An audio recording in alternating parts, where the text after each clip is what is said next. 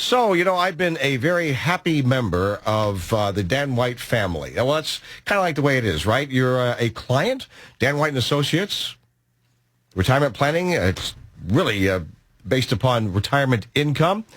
And you get to know Dan, as many of his clients have, because, well, he takes you to ball games. And I think that's really what it comes down to. Hey, Dan, how you doing? Good, Rick. How about yourself? I think that would be a terrible thing if people only like you because you're taking them to ball games. Well, I hope that's not the only reason.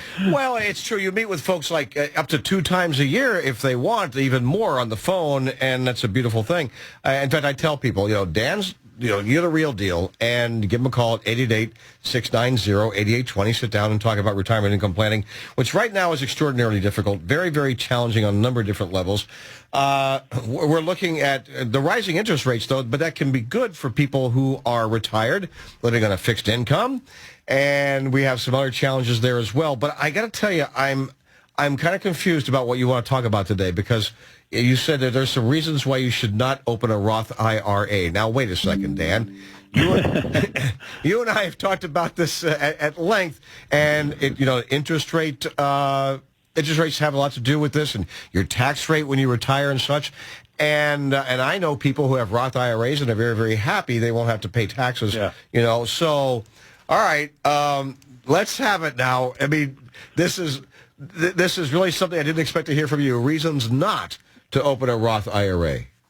Yeah, as you know, we're big proponents of Roth conversions, partial Roth conversions, and so forth. But there's a lot of reasons why you want to open a Roth IRA. But today we're going to focus on why you shouldn't. And one reason is, if you don't have any earned income, to be eligible to open or make a Roth IRA contribution, you have to have compensation.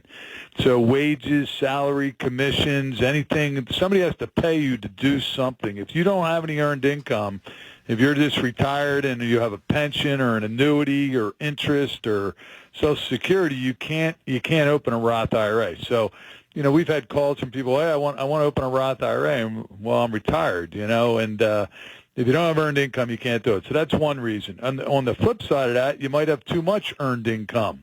At the other end of the spectrum, there's individuals who make too much money to contribute to a Roth. There's phase-out ranges for your income. So in 2023, if you're over $228,000 for those married filing jointly, or over $153,000 for single filers, you can't do a Roth contribution. So you either have to, you have to have some earned income, but you can't have too much.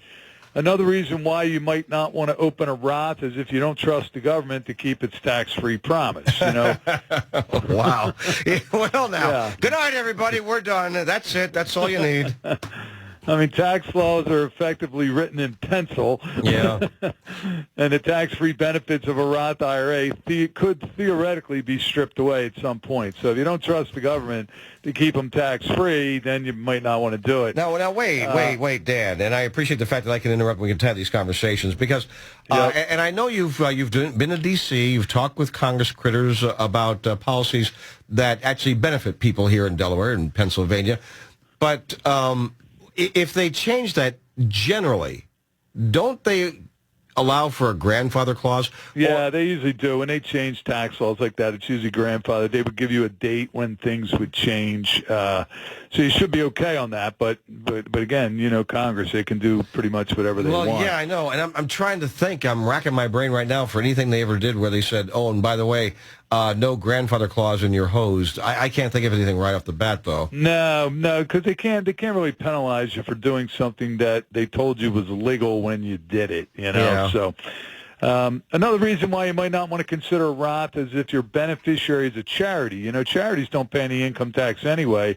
So if your goal is to leave your IRA to a charity, then definitely do not fund a Roth. Why pay taxes on the money yourself and go out of your way to create a tax-free income source for an entity that isn't going to pay the tax on it anyway? And the better way would be to fund a traditional IRA, take the deduction if you're eligible, and in the end, no one will pay taxes on any of the IRA dollars, neither you nor the charity. So there's a couple reasons why you might, consider it. But the big thing is the income. You have to have earned income, and you can't have too much. Yeah, that sounds like very specialized situations wherein you just can't have a Roth IRA. Now, we're looking at rising interest rates, And it looks like the Fed might do it again, knowing full well it's going to cost a couple million jobs or more. And we could be heading into a hard recession, according to some economists that I'm reading. But what does that mean for retirement income? Well, I mean, it definitely helps retirees. I mean, for the better part of 15, 20 years, the Fed's been punishing retirees, punishing savers. I mean, this is the time of your life where, you can't really be taking a lot of risk because you may not have the time to make it back up. So traditionally, people become more conservative as they age and get older and closer to retirement. Well, when interest rates were zero, what were you supposed to do? I mean, people were sitting there with money in the bank at 0.05%. It was ridiculous.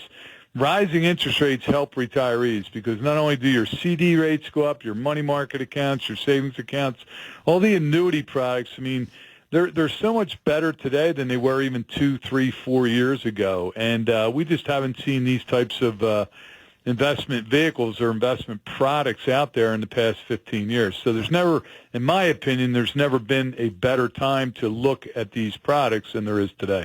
I know school teachers, for example, they get these in their 403B plans and stuff. And I know people retired, and they're so grateful to have that because they retire in a time when the stock market has not necessarily crashed, but it's dropped significantly. And they're looking at their other retirement accounts that have less value than, they did a year ago. And they look at the 403Bs and they put an annuity in there. It's like, wow, that continues to grow and it's safe. So it seems to me like it's good part of an entire plan. Yeah, I mean, when you look at what happened in the past 15 months, I mean, why did the markets go down? It's because the government was raising interest rates. I mean, the bond market had its worst year in a lot of years. The stock market kind of cratered a little bit. But meanwhile, fixed interest rates, I mean, when's the last time you heard of people getting 4.5% or 5% on a CD? Not only that, but I was telling producer Randy that a local bank here actually has 4% on a money market. Now, you're not even locked in on a CD for 6 months. It's 4% on a money market. Yeah, it's crazy. So that's the good news. I mean, that's the good news for retirees is you can now get a working interest rate on your hard-earned cash in retirement. So Sunday morning, 7 o'clock on the money. Dan, what are you talking about?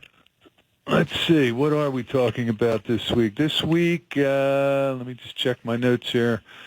This is May 7th. We're talking about reducing, tax season just came and went, and you think you're done for a year, but what I'm going to talk about is it's just like the Super Bowl. You start planning for next year already. Yeah. How do you reduce future income taxes? There's steps you can take now to make sure you don't pay too much in April of 2024. Nice. So 7 o'clock Sunday morning, a little cup of coffee there, notepad and a pen.